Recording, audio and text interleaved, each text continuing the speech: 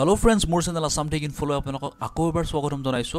আজি মই আপোনালোকক দেখুৱাম কেনেকৈ আপোনালোকে RRB group D exam fees সমূহ ৰিফাণ্ডৰ বাবে একাউণ্ট কাৰেকচন কৰিব পাৰে। তাৰ বাবে প্ৰথমতে আপোনালোকে যিকোনো এটা ব্ৰাউজাৰত খুলি ল'ব assamtechinfo.net ৱেবসাইটটো খোলাৰ লগে লগে সেকেন্ড এটা পোষ্ট পাব চাওক RRB group D exam fees ঘূৰাই দিয়া আৰম্ভ কৰিছে। এই যেটো পোষ্ট দেখিছে ইয়াত ক্লিক কৰিব। ইয়াত ক্লিক কৰাৰ লগে লগে নতুন এটা পেজ খোল খাব আৰু এইটো পেজতে আপোনালোকে ৰিফাণ্ড প্ৰসেছক লৈ গুটেখিনি কথা ইয়াত আপোনালোকে গম পাই যাব। কি কাৰণত ৰেলৱে ৰিক্ৰুটমেণ্ট বোৰ্ডে কেণ্ডিডেট সকলক ৰিফাণ্ড সমূহ দিব পৰা নাই ইয়াতে সেই গুটেবোৰ কাৰণ উল্লেখ কৰিছে আৰু এই কাৰণসমূহক লৈ মই এটা ভিডিও বনাইছো। আপোনালোকে যদি ভিডিওটো চোৱা নাই তেন্তে ভিডিওটো চাই ল'ব। তাৰ পিছতে মই আকৌ এবাৰ কৈ দিছো আপোনালোকে যদি বেংক ডিটেইলছ সমূহ ইনকাৰেক্ট দিছে তেতিয়া হলে আপোনালোকে ৰিফাণ্ড নাপাব। হয়তো আপোনালোকে একাউণ্ট নম্বৰ ভুল কৰি দিছে, IFSC কোড ভুল কৰি দিছে তেতিয়া হলে আপোনালোকে ৰিফাণ্ড নাপাব। যদি এটা একাউণ্ট নম্বৰে বহুত কেইজন ক্যান্ডিডেটে ব্যৱহাৰ কৰিছে তেতিয়া হলে আপোনালোকে ৰিফাণ্ড নাপাব আৰু একাউণ্ট নম্বৰৰ ক্ষেত্ৰত যদি আপোনালোকে ফুল একাউণ্ট নম্বৰ দিছে তেতিয়া হলে আপোনালোকে ৰিফাণ্ড নাপাব। ঠিক আছে। সো ৰেলৱে ৰিক্ৰুটমেণ্ট বোৰ্ডে আপোনালোকক আকৌ এটা সুযোগ দিছে যে আপোনালোকে একাউণ্ট ডিটেইলছ সমূহ কাৰেকচন কৰিব পাৰে বা শুধৰাব পাৰে।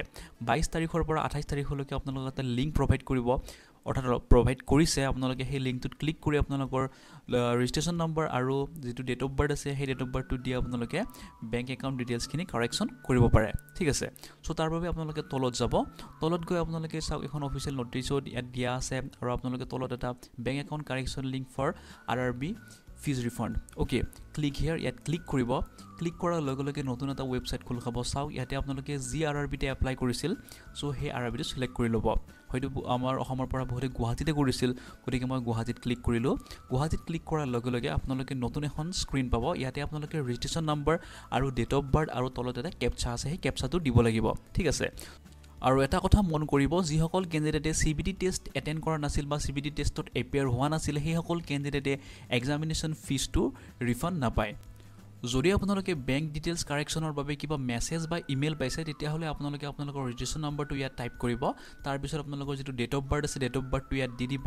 তাৰ পিছত তলত যেটো কেপচা দেখিছে এন্টাৰ কেপচা এইটো যেনেকৈ দেখিছে তেনেকৈ এইটো এন্টাৰ কৰি লগইন যেটো বাটন আছে লগইন বাটনত আপোনালোকে ক্লিক কৰি দিব। ক্লিক কৰি দিয়াৰ লগে লগে নতুন এখন স্ক্ৰীন খোল খাব যত আপোনালোকে আপোনালোকৰ নাম, একাউণ্ট নম্বৰ আৰু IFSC কোড দিব লাগিব। সেইখিনি সাবমিট কৰি দিয়াৰ লগে লগে আপোনালোকৰ বেংক একাউণ্টটো আপডেট হৈ যাব। ঠিক আছে। বহুতে হয়তো মেছেজ বা ইমেইল পাইছে আৰু বহুতে হয়তো পোৱা নাই আৰু যদি আপোনালোকে মেছেজ বা তেনেকুৱা কোনো ইমেইল পোৱা নাই তেতিয়া হলে আপোনালোকে এনে জাস্ট চেক কৰি চাব পাৰে আপোনালোকৰ ৰেজিষ্ট্ৰেচন নম্বৰ আৰু ডেট অফ বাৰ্থটো দি লগইন কৰি চাব পাৰে। যদি আপোনালোকে আপোনালোকৰ ৰেজিষ্ট্ৰেচনৰ সময়ত দিয়া বেংক ডিটেইলছখিনি ঠিক ঠাক আছিল তেতিয়া হলে আপোনালোকৰ আহি যাব যে আপোনালোকৰ যেটো ৰিফাণ্ড আছে সেইটো প্ৰসেস হৈ আছে আৰু যদি কিবা গণ্ডগোল আছে তেতিয়া হলে আপোনালোকে আপডেট কৰিব লাগিব। ঠিক আছে।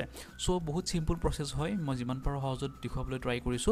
যদি কিবা কোৱেশ্চন বা কিবা ডাউট আছে তেতিয়া হলে মোক কমেন্টত জনাব আৰু ভিডিওটো চাই যদি ভাল পালে তেন্তে ভিডিওটো লাইক কৰিব, কমেন্ট কৰিব আৰু শেয়াৰ কৰিব আৰু এই পোষ্টটোৰ লিংক মই মোৰ ভিডিও ডেসক্ৰিপচনত দি দিম। তাৰ পৰা আপোনালোকে ডাইৰেক্টলি আপোনালোকে এই পোষ্টটো এক্সেছ কৰিব পাৰিব। গতিকে আজিলৈ এইখিনিয়ে। ধন্যবাদ।